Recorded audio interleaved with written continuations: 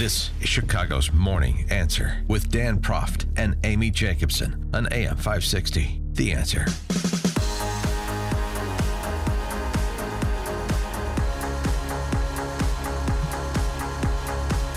Top of the morning, Dan and Amy. So early voting is posting historic numbers in suburban Cook County. And a lot of people want to read a lot into early voting that I think it's difficult to read into. But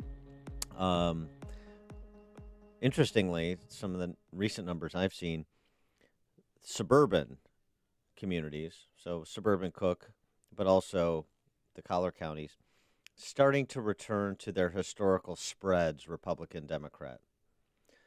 Starting to move away from this idea there's going to be some kind of Madigan-induced blue wave that hits suburban Cook and the collar counties. We'll see. There's still a lot to go, and it's a while to go yet. Even 6 days is a long time. And it's a volatile political landscape, but some of the trend lines are returning to historical norms, so it's just interesting to note, and it's good news for suburban candidates, including candidates for Congress in tough races like Peter Roscom, who we spoke with yesterday, and our next guest, Randy Hultgren, who's a Republican congressman from the 14th Congressional District, who's in a tough re-election fight. Randy, thanks for joining us. Appreciate it. Hey, Dan. Hey, Amy. Good to be with you this morning. So your race, I mean, this is the first time, even from the state legislature to Congress, that you've really faced this kind of challenge in fairly solid Republican areas that you've always represented. How has this race been different for you, and how are you holding up under the onslaught? Yeah, we're doing great. You know, we had a tough race. I beat a Democrat to win Congress. Bill Foster won when Speaker Hastert retired, and so he was there for a term and a half, and I defeated him. Was outspent 4-1 then. Obviously, that was a tough race, but it was a good year, 2010. Mm-hmm. This year, we've known for 2 years now that this was going to be a tough race. We've been working really hard. Certainly have been prepared. What I was unprepared for was just the millions of dollars that would pour in from San Francisco and Hollywood and New York City to a 32-year-old who lives with their parents, who moved to Illinois to run for Congress. I mean, it's unbelievable, but it's real. We're taking it very seriously. Obviously, wherever the money comes from, it still spends the same way when it's being put out on TV, a lot of the lies and attacks. So we're working really hard, taking nothing for granted. We feel good of feel like we're peaking at the right time, feel like there's great optimism on our side, but we can't slow down until, a week from today. I thought about it waking up this morning. That I'm looking forward to a week from today, having it over with. But we're gonna run through the tape. And not only does she have money flowing in from all over the country, but former Vice President Joe Biden is going to be in the suburbs with her today, trying to get out the vote and have people vote for her. You said that she moved. Where did she used to live, and when did she move to Illinois? Yeah, she lived in D.C. She worked for the Obama administration, so she brags about being one of the ones who rolled out Obamacare. To me, that wouldn't be something I'd be bragging about. That did not work very well, and it's been a disaster for my constituents. Huge increases in premiums and costs. But anyhow, she was out in D.C., went to the march a couple of years ago, and decided at that point to run for Congress, move back, lives with her parents in Naperville. She did go to high school here, but really hasn't been here since then.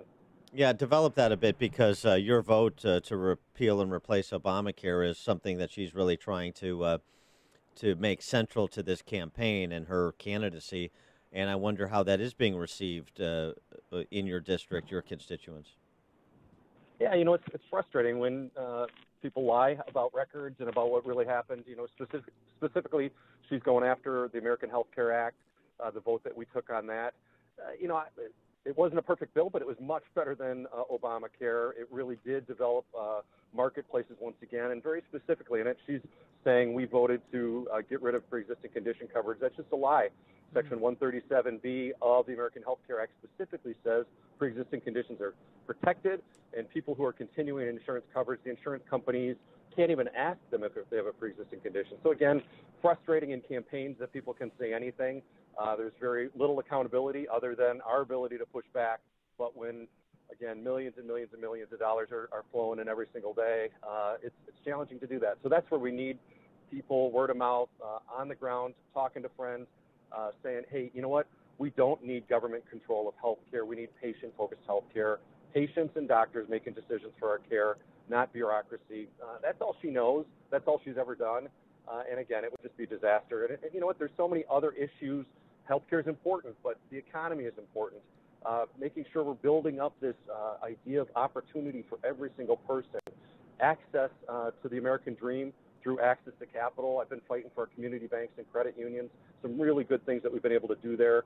Right-sizing regulation. Government was just out of control growing over the last few years, and now we're seeing it get back to where it ought to be. So anyhow, a very different, clear choice that people have in the 14th District this year, clearer than ever. She's a proud progressive. Liberal Lauren is right along with Bernie Sanders, and she sits right in with Biden and Obama. And again, the 14th District is a good, solid conservative district. Well, so our hope is, go ahead. Distinguish yourself from Liberal Lauren on the issue of immigration policy, particularly with the caravan and the president's decision to deploy more than 5,000 military to the U.S. border. How do you guys differentiate on that issue? Yeah, I mean, she really is, again, in the Bernie Sanders mode of basically open borders, lax, letting people in, full immigration, comprehensive immigration is what she's looking for. Again, I just disagree fundamentally. I believe every other nation in the world protects their borders, decides who should come in and who shouldn't come in, makes decisions of what's good for that country, and America ought to do the same. So this caravan marching towards our borders, absolutely, we've got to enforce the law. We've got to make sure that we protect our borders. I've supported the president over and over again of making sure that we increase funding for border security, for walls, for more efforts by ICE down there. She's been opposed to the great work that ICE has done of saving people from human trafficking situations. So again, very, very clear differences of how we would view immigration policy. So what are you doing in the next 6 days to get out the vote? Well, we've been working for 2 years really to get to this week. So we've been knocking on doors, making phone calls, identifying voters. Now we're just closing the sale. I'm all over the district over the next 6 days. We're talking to as many people as we can, encouraging people to vote early so we don't have to call them again.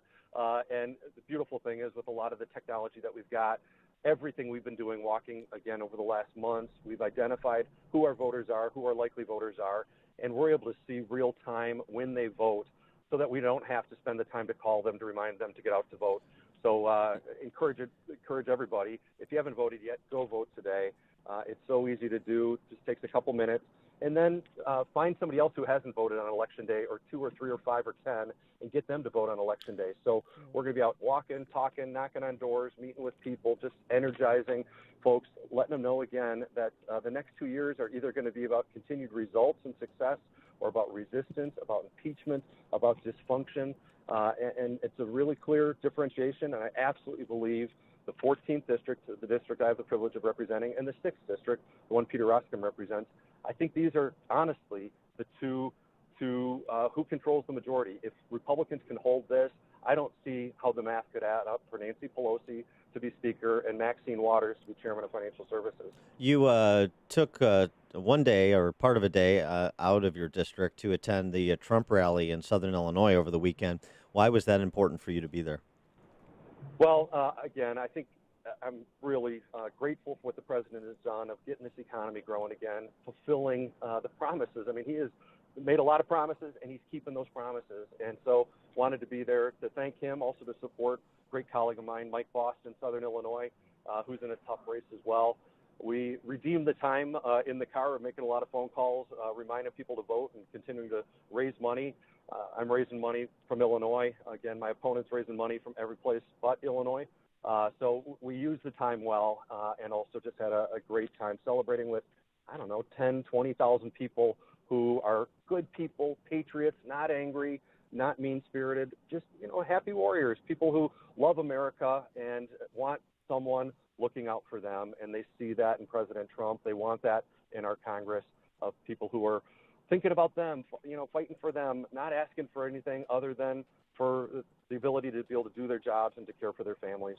All right. He is Randy Hultgren, He is the Republican representative from the 14th Congressional District. Randy, thanks for joining us and making your closing argument. We appreciate it.